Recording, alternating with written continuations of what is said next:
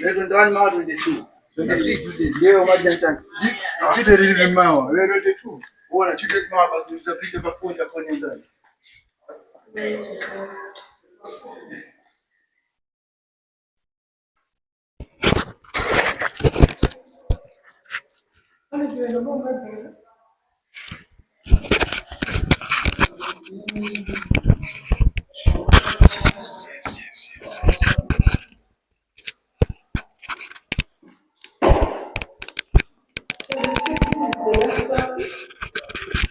There's another one.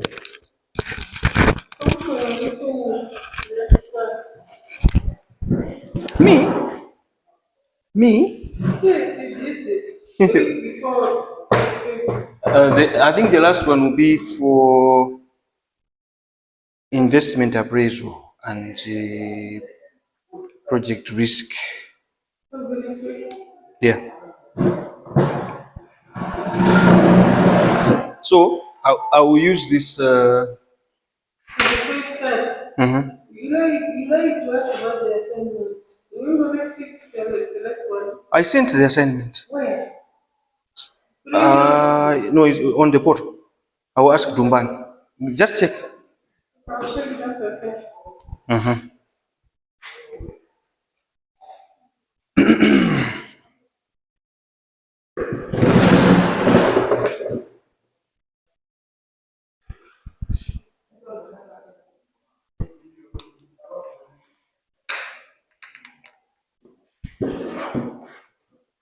So we want to look at ethics and propriety.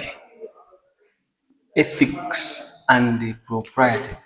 So surprisingly, I was also doing ethics in the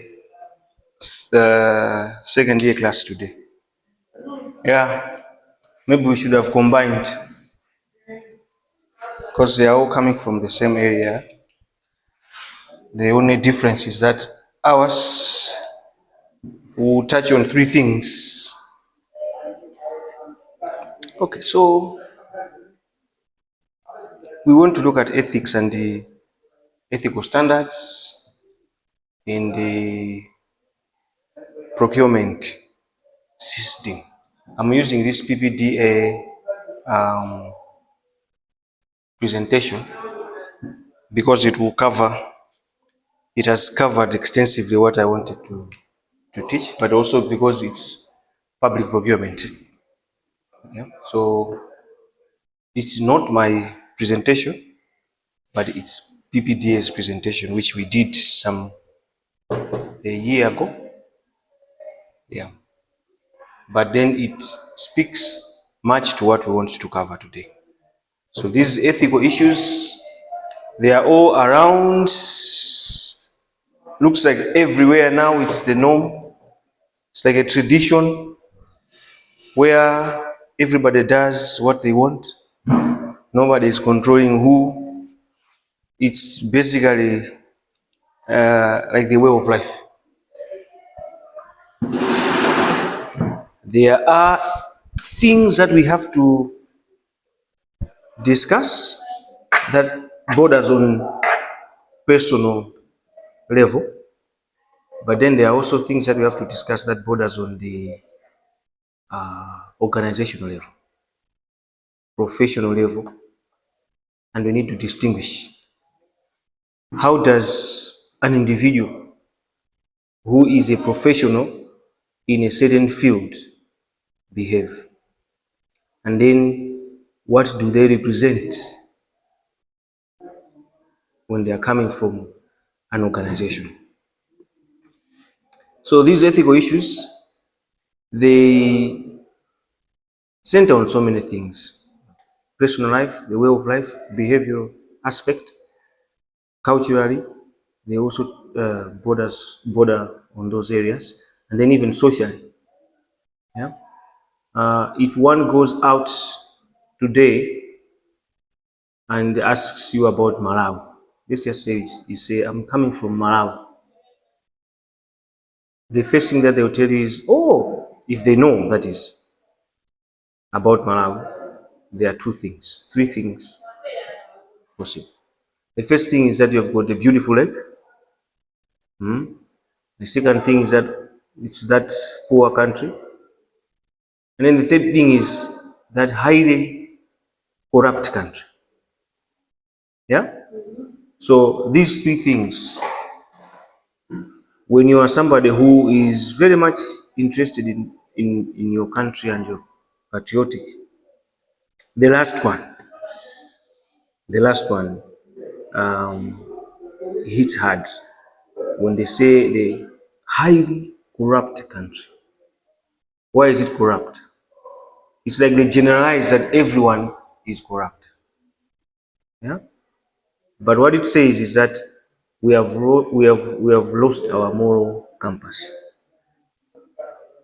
Our morals have degraded. We don't distinguish what is right and what is wrong. And the majority think that doing what others are doing, even though it is wrong, is the correct way of doing it. Now, if we talk about procurement ethics, we are trying now to look at what directs us as procurement people, okay? What controls us, what influences us when we're doing our procurements. So there's a definition that has been offered by Oxford Dictionary 60th edition. It says ethics are defined as moral principles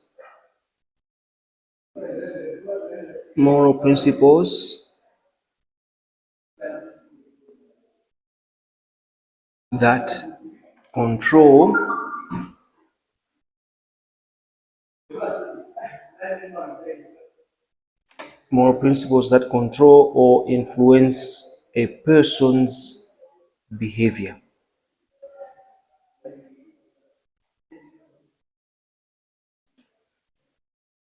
Okay? Moral principles that control or influence a person's behavior. So, generally, when you look at this definition, it tells us that as individuals, our behavior reflects where we're coming from, it reflects our culture, yeah? It reflects how we've been raised up. If you see a child, you call that child, they just say yes or eh, you know that child hasn't been raised well. Yeah? Because culturally we expect that child to say maybe sir or ma, yeah? But that's not the case nowadays. But it reflects who the parents of these children are. Okay? And therefore, whatever we do, whatever happens in our organizations, it reflects the people that work in there. Currently, if you have noticed, there's a lot of high level corruption. High level, when I say high level, it means it involves people at the senior positions. Yeah?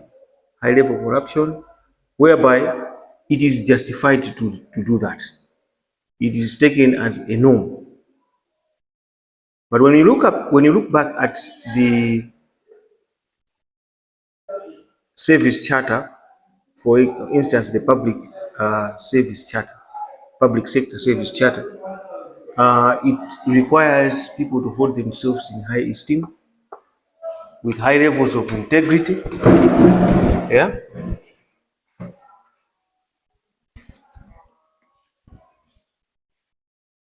and to ensure that we enhance the image of the public sector.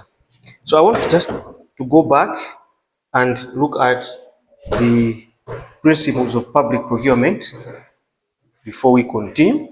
You remember them? Yeah? Yes. First one,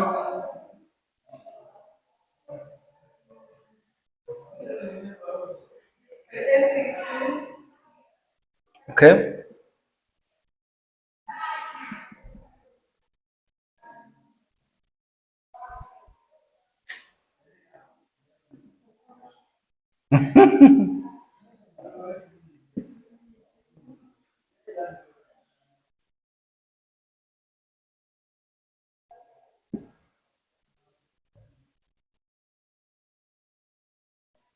What else?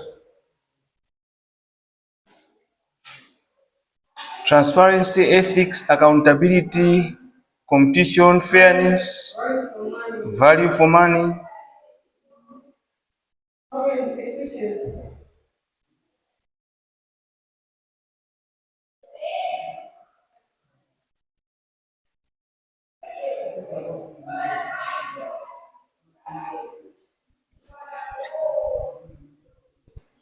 Don't forget this. Yeah?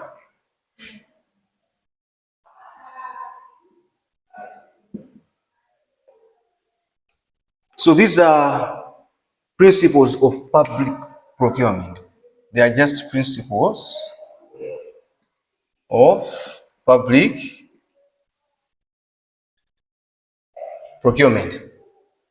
So principles are the ones that guide us, okay, when we are doing our work. And then there's also what is called a code of conduct, which is also used. Further to that, there is a public sector or public service charter, public sector service charter, okay, which are also basically guidelines on how public servants should conduct themselves. Now, you ask yourself a question.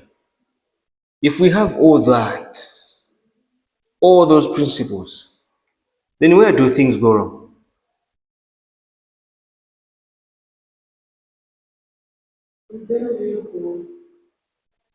We don't use them, but they're there, right? In the books. Okay, so if we don't use them, it means it's a choice. We decide not to use them.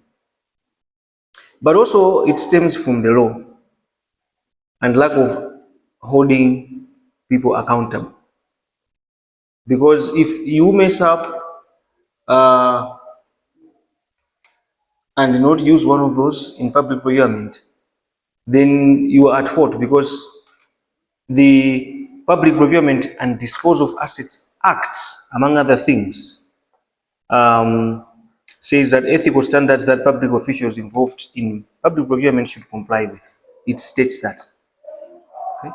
So we should also remember that the PPDA Act, okay, enshrines that as one of the key areas where, as an individual, you should comply. And if you don't comply, the law will take its course. Okay? In some countries, you find that if you commit a crime, okay, if you commit a crime, like let's say issues to do with corruption, you are named, you are shamed, and then you are published, you are put to prison. Yeah. But in other countries, nothing happens. More especially in places where there's high levels of corruption, nothing happens. And then people think that is the way of doing things. Somebody steals money, public funds, people clap hands for them because they are, they seem to be doing things, they are hustling. People call them hustlers. They give them funny names, yeah, to to justify why they are doing that. So our issues that are stemming from so many angles. The loss of morals is coming from so many angles. But then we as procurement people, because we are the ones who are going to uphold those principles. Yeah, we are the ones who are supposed to uphold those principles, and then we don't find where exactly things go wrong. But I want us to focus on just three things. Okay, you remember the procurement cycle?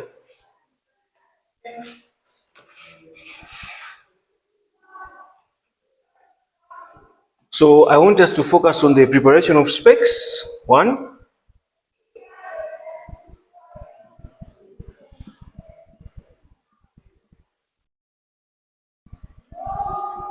Um,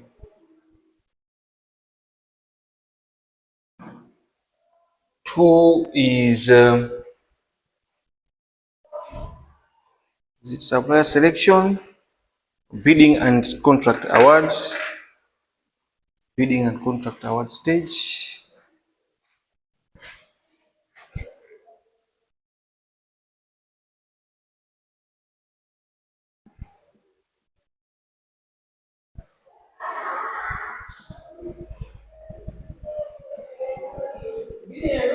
contract award stage, and then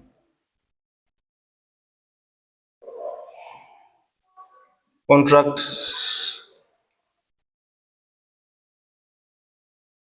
implementation,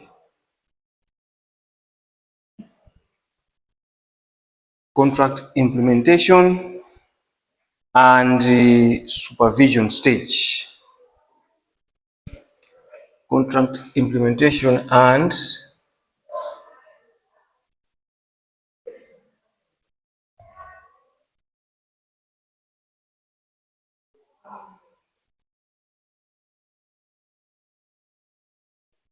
preparation of specs, bidding and tender and contract award, sorry, bidding and contract award.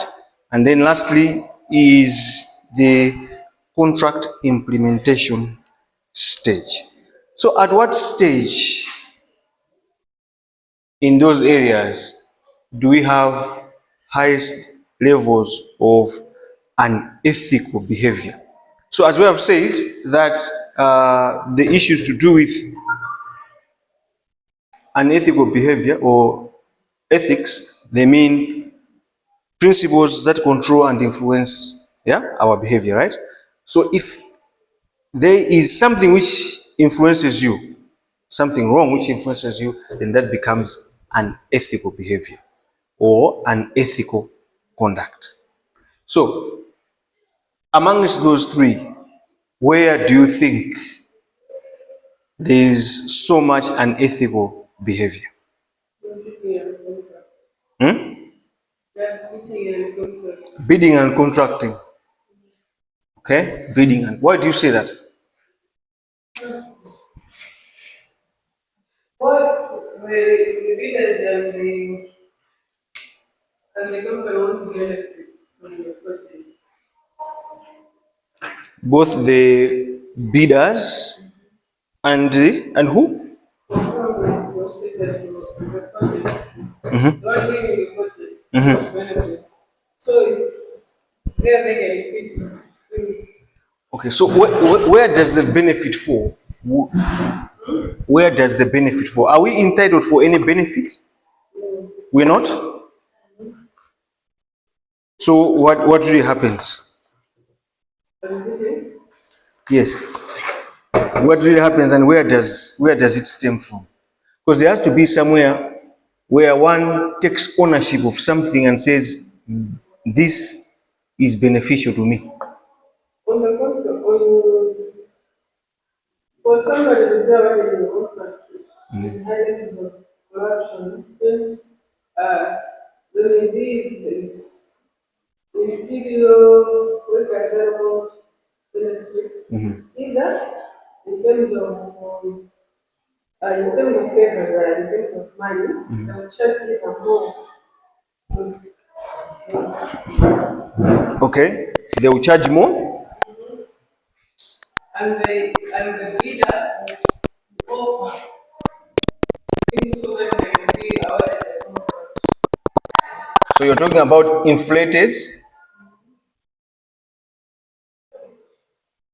pricing, huh?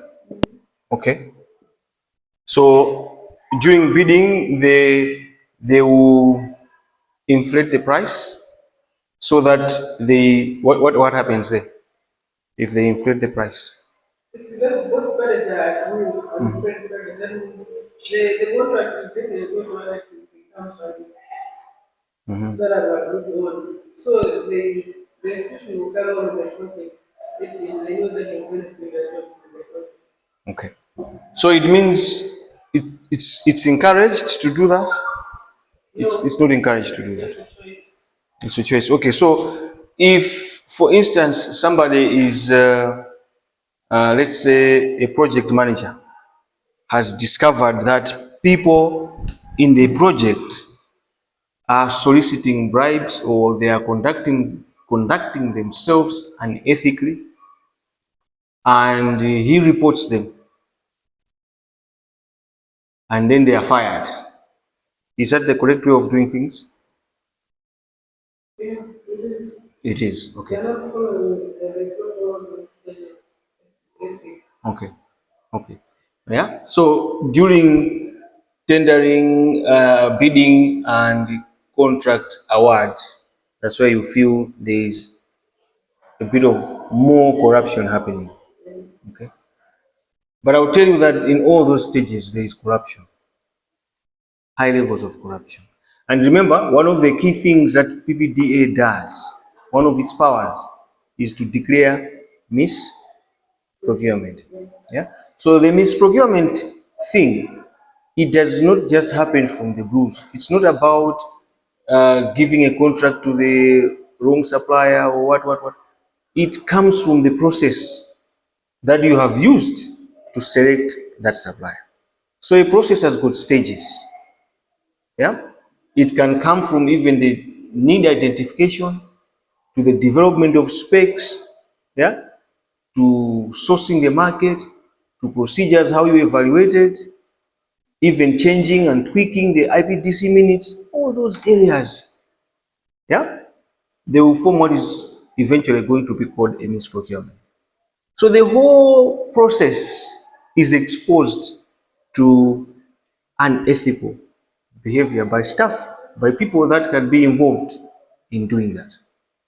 Okay, so since we are part of that system, we are the ones now being guided by the code of conduct, yeah, by the service charter, okay, and by the act and the principles, which will now direct us to do things the right way. But having said that, we should also know that these are personal choices. Other people choose completely, having read the books, knowing, studying, trained on how these things happen. They still choose to take the wrong path. Yeah? While others, once they are told and they know the ramifications, the consequences of them being found in the act, then they know that it's not the right thing to do. Okay? But whatever the case, when something is unethical, it is wrong. Are we together there? So let's start by focusing on these three things. So the first one being the preparation of specs. How does the preparation of specifications become an avenue where unethical conduct can be done? So generically, you can create, or users can present specifications. But if the specifications are targeting a particular supplier, then that becomes a problem. Yeah? This is public procurement, right? So we are looking at procuring public goods, services, consultancies, and works. So for instance, there are these new Toyota Prados, Land Cruisers. Yeah? So if somebody from the government comes, I mean from the user department comes and says, we want you to procure those Toyota Prados. So the first thing that comes to your mind is, but then how do we do that? Because it has to be a generic specification. It should not suit a particular supplier. Yeah? Because if they point out to say we want a Toyota, then they have excluded Mitsubishi. Then they have excluded Nissan. They have excluded Kia. Are we together there? So when the specifications are being created, Others will come with personal interests, and that is unethical conduct. So what if the session with the sources and they was experience that Toyota is better than other land. So if it's a single source, there are specific reasons why you should go for a single source. For example, if there's an emergency, I don't think there can be an emergency for you to procure a vehicle of a particular brand. So Another one, yeah, yeah. please imagine Dodi. They need development because it's high. So that can be really. No, so there are so many cars which have got a high suspension level. Okay, even others are even higher than Toyota. So let me just give you an example. Uh, the ground clearance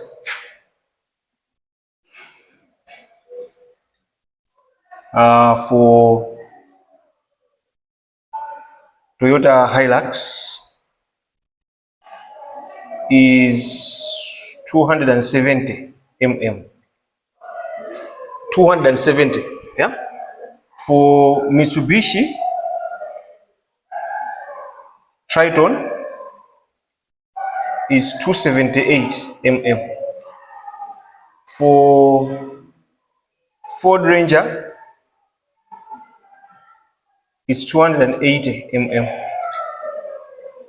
For Kia is 263 mm.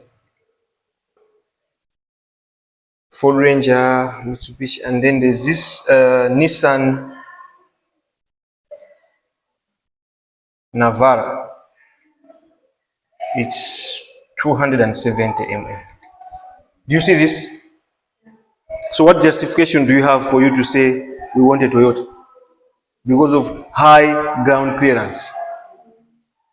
It's not justification, because there is another one which is a Ford Ranger which has got 280 mm. So what I'm saying is this: if somebody comes and says specifically we want our vehicle to have a ground clearance of 280, that is wrong. Yeah, but what they should do is to say we want these vehicles to have a ground clearance of a range. Okay, so the range can be from 260 to 280. You see the difference now? It means they have accommodated all of them. The ground clearance of 260 to 280, it means they have all of them are accommodated. They will fall off with other technical issues. But when you just come and say we want that vehicle to have this only, then that becomes very unethical. It means you are specifically targeting a particular what? Brand.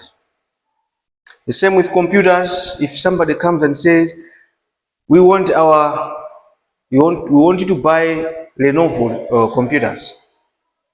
What about Dell? What about HP? What about Sony? It means they will be left out. And we are defeating the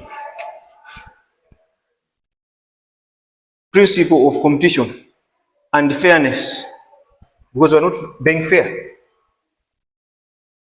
Okay? So here at the preparation of specifications, we need to be very careful. When drafting or reviewing specifications, they should not specifically target a particular brand or a particular supplier or a contractor. Okay? Number two is bidding and contract award. What happens during bidding and contract award?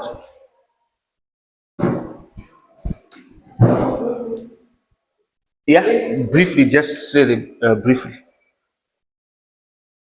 There's the solution of the solution There's evaluation, there's solution and evaluation of it, and then the contract is already afterwards. Okay. There is submission of bids, evaluation, and then contract award. So in that process again, there are a lot of things that also can bring about some unethical behavior. For instance,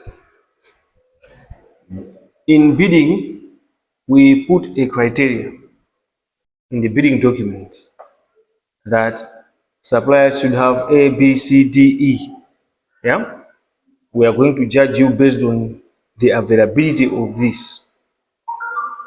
Now, in a situation now where you as a procuring entity start to change the criteria midway through the evaluation process, that becomes also another problem, because you start to change the evaluation criteria to suit a particular supplier, because maybe the one that you thought would win the contract is failing. Yeah, but there are things that we have to do, the conduct that we are talking about, that we have to exercise when we are doing these things. For instance, if you know that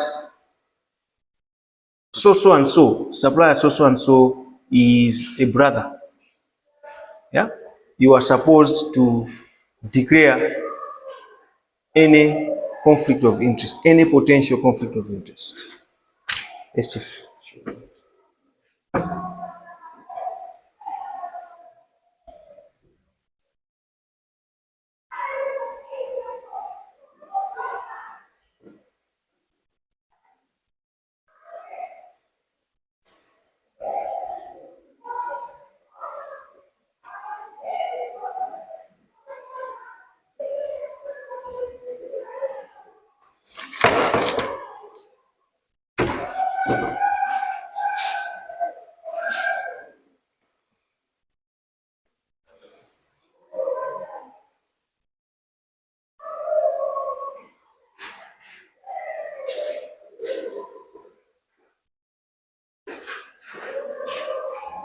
Okay, so there's this thing, the ethical standards, how we should conduct ourselves in a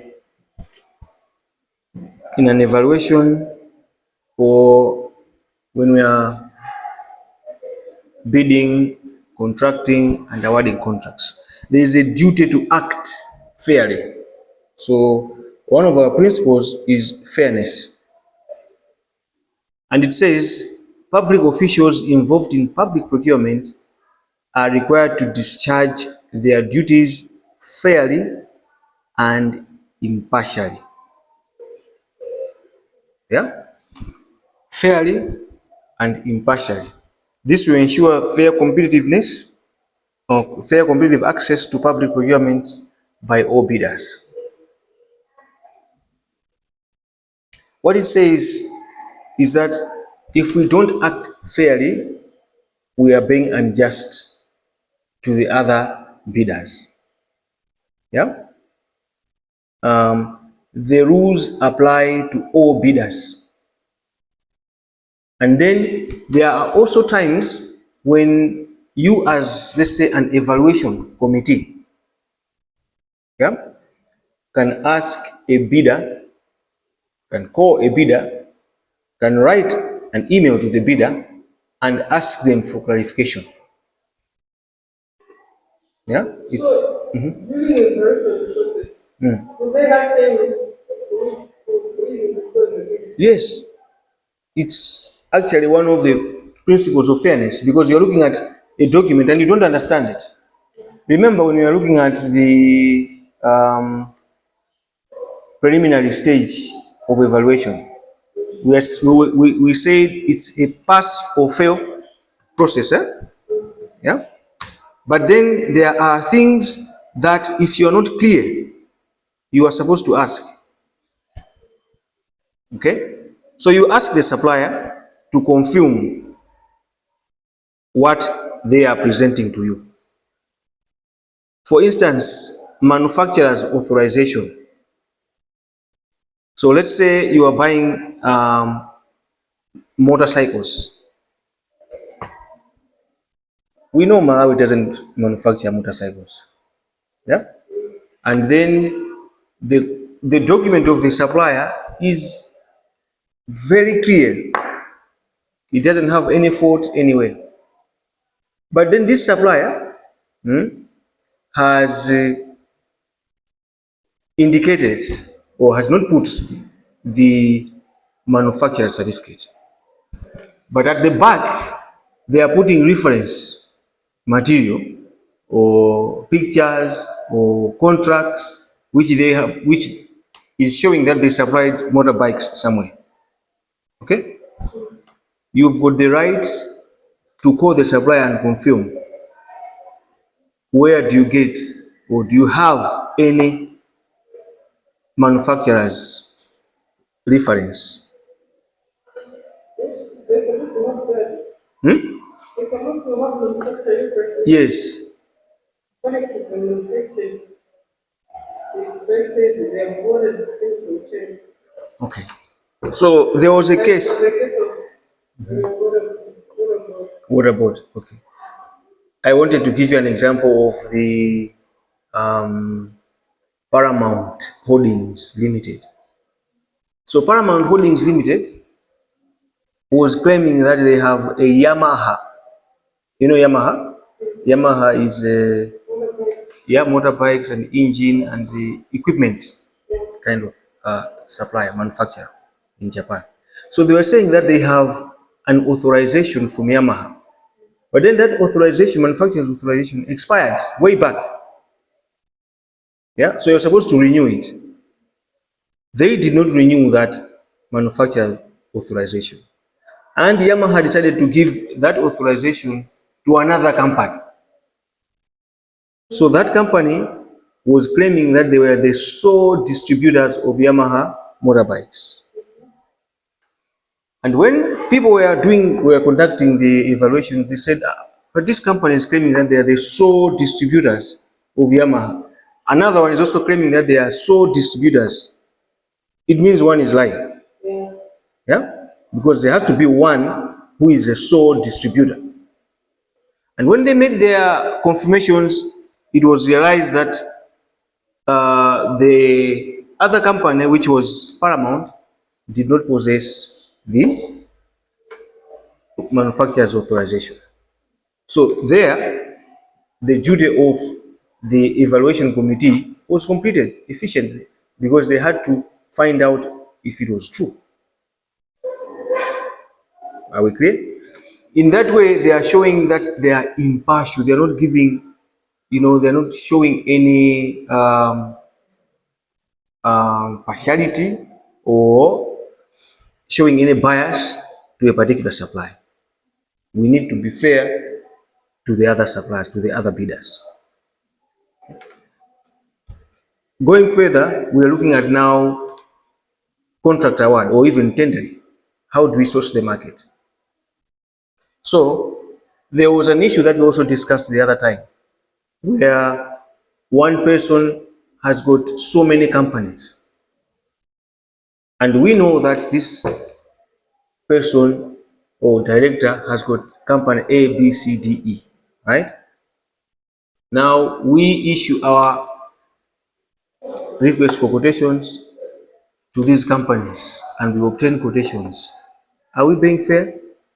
Are we being transparent?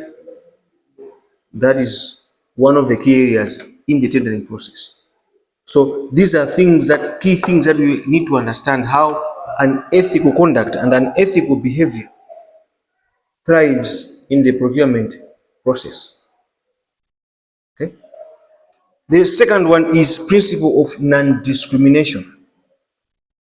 So in this one, it says, following on the duty to act fairly, officials are required to treat all bidders in a non-discriminatory manner at all stages of the procurement process. No preferential treatment. The same information has to be presented to all bidders. Yeah. So let's say there is a change in the dates of submission uh, to the bids. For instance, you say that okay, the bidding process will close on the 25th of October, and then you realize that we need to extend it.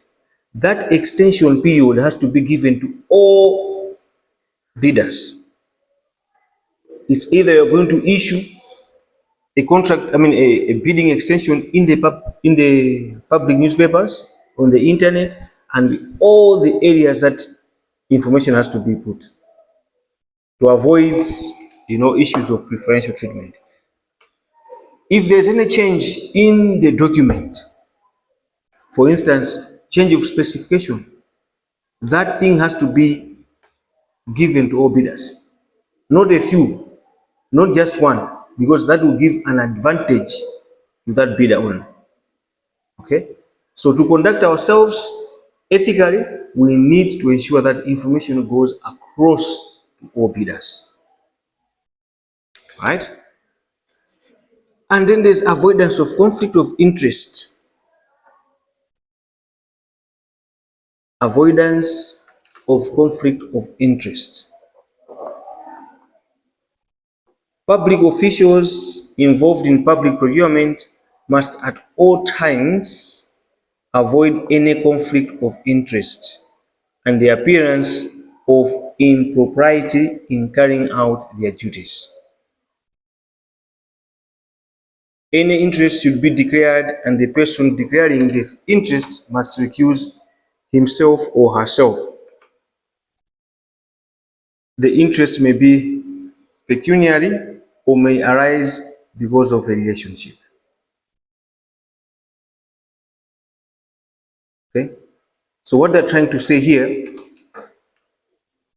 is that if we know someone, if we know there is a relation, we know that this supplier we congregate together, we know this supplier we drink together, yeah? We know this supplier we stay in the same neighborhood. It's better you declare your interest. But usually we don't do that because we don't seem to be the devil in that board, in that room. But this is what is called for us to do. Yeah? If you come for an interview where I'm working, I will need to tell my fellow panelists that I know Charity, and I'm sure I might be biased towards, because I'll see the list of people that are going to be interviewed. Yeah, yeah. So I will need to tell my fellow panelists to say, I know Charity, I will not take part in interviewing this person because I might end up being biased. Or I'm sure because of our relationship, because of our, I know that person, I will not be able to give a sound judgment, and therefore I will not take part. This is what it says. The same applies to bidders. If you know the bidders, most of the times, procurement people, they know almost all bidders. They know them. But then there are also other bidders that they don't know about. And their documents are just, sublime, they're just too good. But because you know that this supplier can't fail, that is not right because it means you're conducting yourself in a very unethical manner. Yeah? So you need to declare yourself to say, I know these suppliers, I I want to sound very rational here, but I will not take part in judging them, in evaluating this one, in evaluating this one. I give it to others to evaluate them. Whatever they will come up with, it's what the committee has agreed. That is objectivity of the highest level. Those are high levels of integrity where you know that your authority or your office is capable of turning things around and you let it go because you know that is the right way to do things. So when you know that there's that person or that supplier, that bidder, that contractor, recuse yourself from the evaluation. The first thing actually is to declare, yeah, to declare conflict of interest and say, I think I am conflicted if I will do this. The fourth one is confidentiality and use of information. Public officials must keep confidential any information or documents that they come across during the procurement process. Failure to observe that attracts a criminal jail term of 2 years or a fine of 500,000. Sometimes we may be attracted to communicate things that are already in an evaluation process. So I had this scenario where a person who was in the evaluation process informed the supplier how they have performed. Okay? And by the time the issue was going to the IBDC, they turned things around and said, no, this has to be relooked, and therefore you make sure that you follow the right thing. Supplier A, B, C, D must not appear because they lack A, B, C, D. Meanwhile, the supplier has been told and they have started preparing, mobilizing. You see?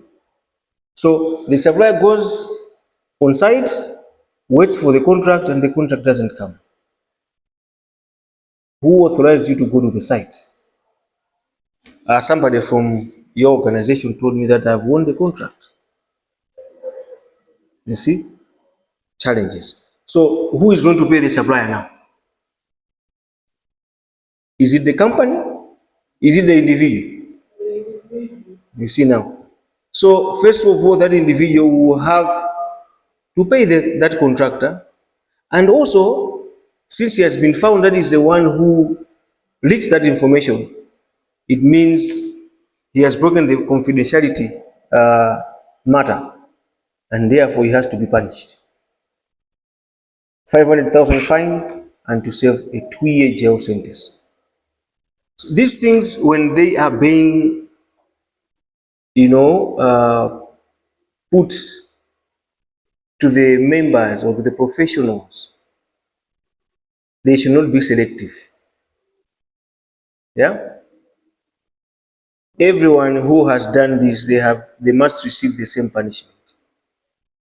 Whether you've done that Ministry of Defense, you get punished the same way. Whether you've done that Ministry of Local Government, you will receive the same punishment. Whether you've done it at the OPC or at the Ministry of Health, yeah, justice has to go the same.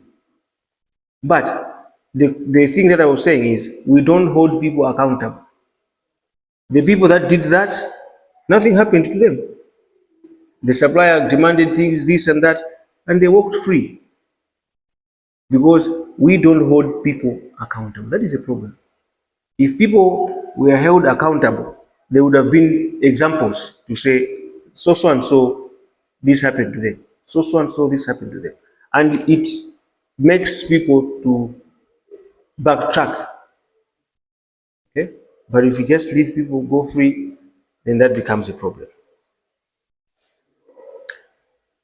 The fifth one is duty not to commit or abet corruption.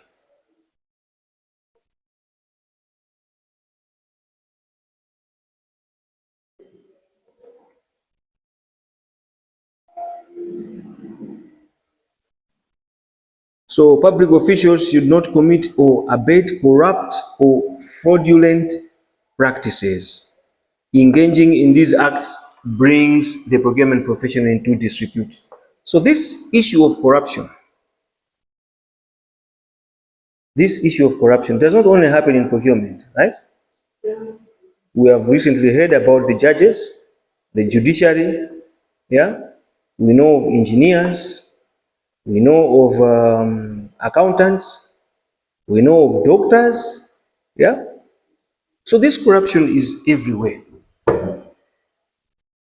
but it's also available big time in procurement, and that's why people are able to quantify the procurement corruption against all other corruptions. Yeah. If a doctor misrepresents facts for some personal gain, yeah, it means they are being involved in corruption. I'll give you an example. Somebody falls at an institution, yeah, while working. Somebody fell off from a certain height, got injured, went to the hospital, and then asks the doctor to say that his injuries are A, B, C, D, E. Yeah. And you know what? If I will get the report from you, I might get in the region of 400 million as a compensation for my injuries. And then the doctor says, oh, wow, is that the case? But don't worry, doctor, I will take care of you if you're going to give me this report. And then the doctor writes the report, a fake report. That is corruption. Yeah? But nobody knows about that. Nobody will tell you that doctors are also involved in corruption. So this report goes to the company looks at it and says, Ish, this person was injured badly. Look at the doctor's report. Look at this scanning. Look at this. And then they give him that money. They go out there, they share the money. Number one. Number two, accountants. So accountants withhold payment for a supplier. Supplier keeps on coming and says, okay, chief, you know what? This payment will help me to secure somewhere another contract. Pay me this money, I will see what I can do for you. Yeah. So we know that suppliers are supposed to be paid after 30 days, but you are holding on to this payment for 30 more days, 60 days, 90 days, 120 days. Supplier is struggling. And then he says, okay, I'll give you something. And then you release the payment. He gives you the money. That is corruption. But nobody knows about this. Nobody talks about it. It's the same as corruption. The same happens with the procurement person. Okay, for me to give you this contract, you do A, B, C, D, E. And then they gets the contract, the supplier gives the procurement person, the procurement person gives the supplier the contract. The supplier gives the guy the money. You see how things are going there. This is all corruption. It's not condoned. It's not supposed to happen like that. But these are all different forms of corruption.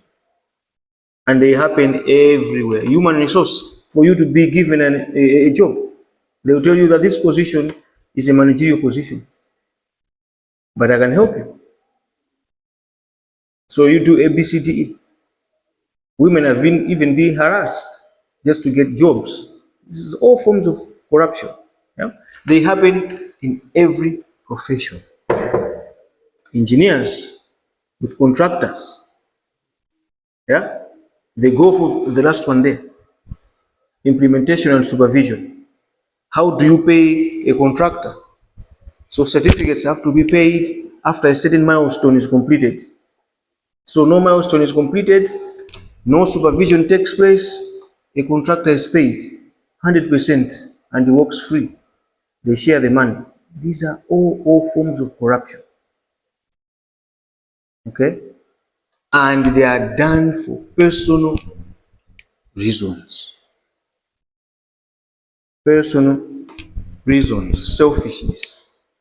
That's how we lose a lot of money. Because that money would have been used to trim down or to minimize the contract value. Because that's excess money. It means you've got excess money if you want to do that. Yeah? So We are encouraged not to conduct ourselves in corrupt practices. That is unethical. So there, on transparency, openness, the system on the principles, we need to be open. Our systems have to be very open. Everybody who comes must be able to see how we have done the process, how we have reached to acquire the services of a contractor, of a supplier, of a service provider, or a consultant. Yeah. And the other one is gifts and hospitality. So public officials should not accept hospitality and monetary gifts. Only gifts that are of intrinsic value may be accepted upon declaration. So there's a part which says if you receive something of lesser value, yeah, something of lesser value, you also have to declare it. So anything of high value, ignore it. Anything of lesser value, declare it. Okay, so sometimes suppliers bring calendars, diaries, pens, key holders. Okay, so if that diary is not going to influence your decision to offer a contract, please go and declare it. Yeah, calendars, pens, please go and declare them to your supervisor and say, Bwana, I've received diaries, I've received calendars, and I want to declare them. There's nothing that has happened. Suppliers have brought this, and they haven't only brought it to me, it's the whole office. So everybody has to come and declare. I will tell you these things are happening. People are declaring. Yeah? Where I was working, but it's a private sector organization, we used to declare whenever you receive something of intrinsic value. Yeah? The same should apply to the public sector organization. But we have taken this as a norm to say we get this every year. Every year, when time like this, November, December comes, people are expecting to have calendars and diaries and pens and what. But trust me, for proper ethical conduct, go and declare and say, we have received this. It's up to the manager to say, go ahead and take them or put them aside. Because at the end of the day, if this donation that has been given to you will influence your decision making, will make you to be biased, will make you to take their side, then that becomes a problem. Yeah.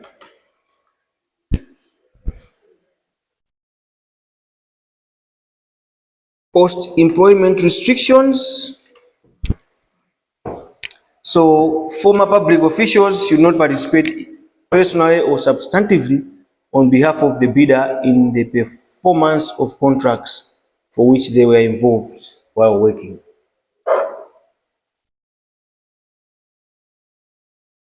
So for example, myself, I was working for a certain project in one of the ministries. And that ministry still goes on to publicize bids. I am fully aware of what they want. Yeah, I should not go and collaborate with a bidder and say to them, okay, I will help you how to win the bid. That is also not ethical. You get what I'm saying? Eh? Yeah, that is very unethical because you give that supplier or that bidder an advantage.